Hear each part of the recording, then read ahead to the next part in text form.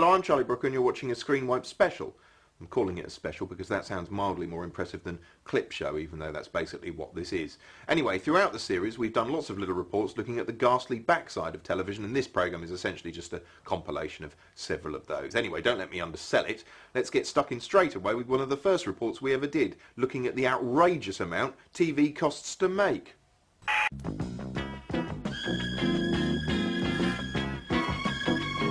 Television costs money. So much money it would make your head spin around.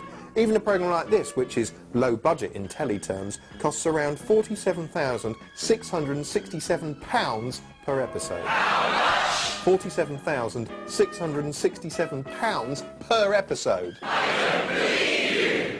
Well, it does. No. And stop interrupting me. Sorry. Still, 47 grand, eh? Just imagine what you could do with that. It's not enough to do something sensible with, but it's enough to do something silly with. Or a car. Clothes. Definitely give some money to charity. Pay off my debts. Clothes. Book a nice holiday. Go to this country. We should probably just let them have it, to be honest. Anyway, outside the world of telly, that figure might seem astronomically high. So how does it break down? Well, even this sequence, in which all that's happening is I'm talking to you, this costs more than you might think. For starters, there's the camera guy. He's hired, together with all his equipment, from a facilities house. Furthermore, he's shooting on Digibeta, because it looks nicer than this. This is DV, which is cheaper and simpler to operate, but looks a bit bleary and grim by comparison. Oh, that's better. Anyway, the camera guy, the camera itself, and the sound man, costs around £850 a day. Here you go, you fleecing. Yeah, hope it chokes you.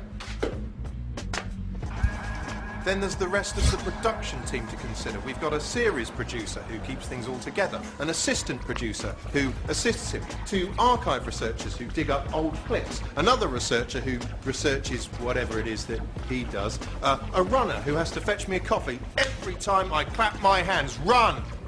A production manager who balances the books, a production coordinator who coordinates shit, and this man who we pay to stand in a corner of the office feeding banknotes into a shredder.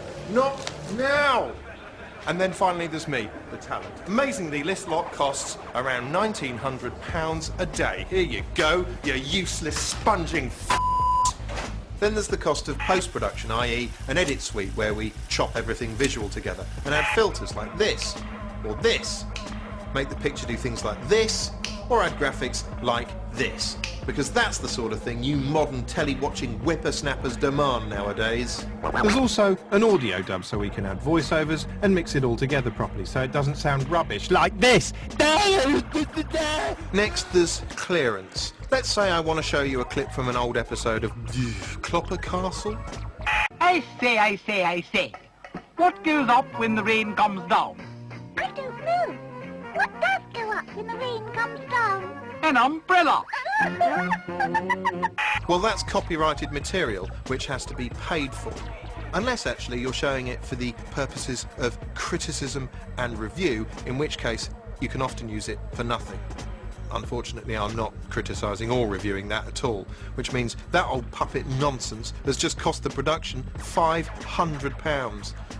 And it's not just moving images we have to pay for. Simply by holding up this copyrighted photo of former Environment Secretary John Selwyn Gummer, I've cost the production another 50 quid. I don't even want to.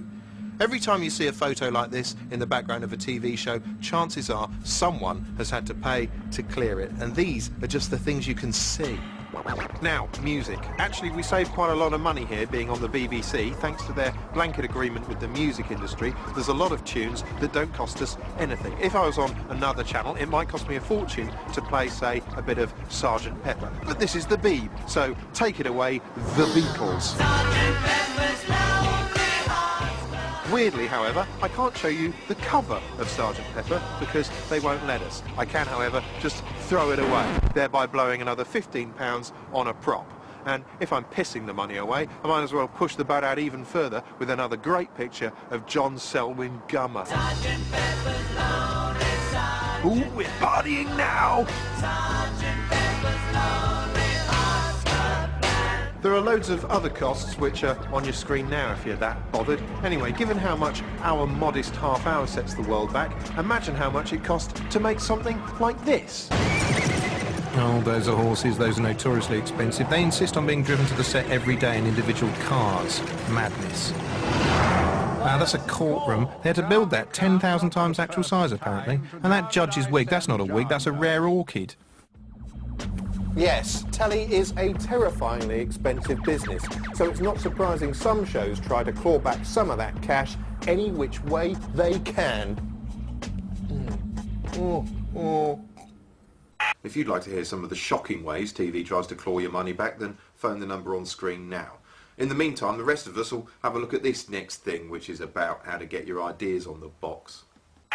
Lots of people wonder how to get their ideas on the telly, so here's an upbeat little guide to why if you're lucky that'll never happen, and if it does, it'll be a nightmare. First of all, let's assume this man represents your idea. Now, if it's possible to showcase your idea live or on the internet, then for God's sake do that before you even think about letting anyone in telly get their hands on it. If it succeeds, they'll beat a path to your door. But say it's not practical or possible to do that, well, what else can you do? Your best bet is to get a job in TV and after several months slaving in lowly positions, try to bag a job in development. Of course, the company you're working for has to make money to survive, so rather than creating anything worthwhile, you'll be working up an endless stream of shit ideas they hope will be an easy sell. Eventually, you throw caution to the wind and introduce your idea to your fellow creatives, and against the odds, they love it!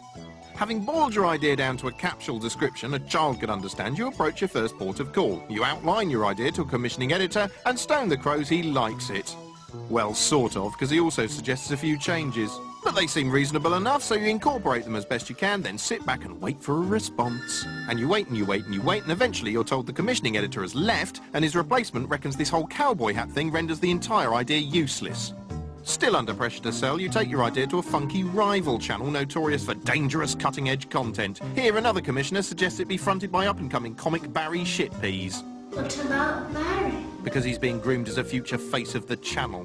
A few evenings later, you and Barry hook up for an evening to discuss the idea. He's got plenty of suggestions, every single one of which makes you want to vomit so hard your guts fly out your mouth and hit him in the eye, but instead you nod like a bitch. You work his changes into your original pitch, like the snivelling whore you are, and represent it to Captain Purstrings. Brilliant, he says, and informs you there's a commissioning round coming up and your idea's definitely on the shortlist. Once again, you wait and wait and wait and wait and wait until an email arrives telling you they decided to go with something completely different. By now, months have passed and your original idea's looking a bit stale, so in a pathetic bid to spruce it up, you work in some stupid fad you read about in a magazine that afternoon and take it to yet another channel, this time a major commercial hitter. They won't even consider it without a major name attached, so it's out with Barry Shitpeas and in with Ant and Dec. They also want to make your idea accessible to their imaginary audience of idiots, but by now you've lost so much dignity you're in a trance, so you just concur and nod and do as they say. That evening you have a nightmare in which you crouch in an alley giving blowjobs for pennies while the theme from This Is Your Life plays in the background. What could it possibly mean? It's still troubling you the next day as you sit in reception alongside someone with a similar idea which looks slightly better than yours. Finally, you're told, sorry, they've spent their budget for this round, there's no more slots, and they're trying to go up market, and your idea's just a bit too dumb. By now, your job's on the line, the execs are screaming at you, and you don't give a f*** anymore about anyone or anything. So you call on some obscure satellite channel you've never even heard of and try and flog it to them.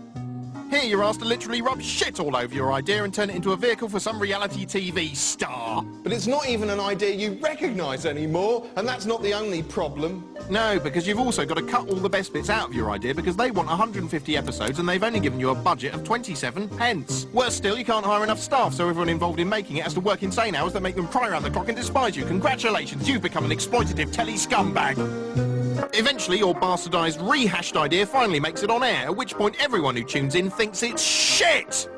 Oh, I don't believe it. Get off that fucking telly! Don't fucking waste my money! Inevitably, the ratings crash through the floor, and then to cap it all, some smug, dough-faced Lawrence Fishburne lookalike on BBC 4 rips it apart using selective footage and witlessly puerile so-called criticism.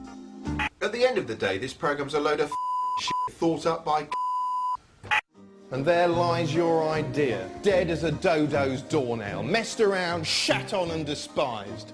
Was it ever any good to start with? It doesn't matter, because you will never, ever know. And that's exactly how TV works.